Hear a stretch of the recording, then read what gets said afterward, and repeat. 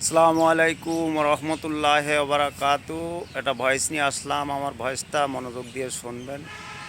বর্তমান সমাজে কিছু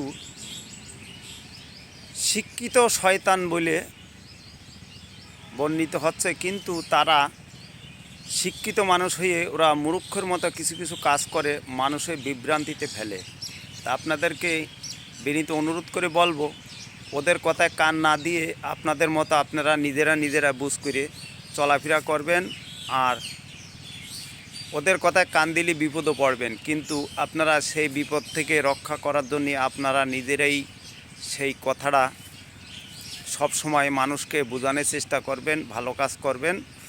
ভালো কাজের আল্লাহ অনেক কিছু দিয়েছে, মূল্যবান কথা।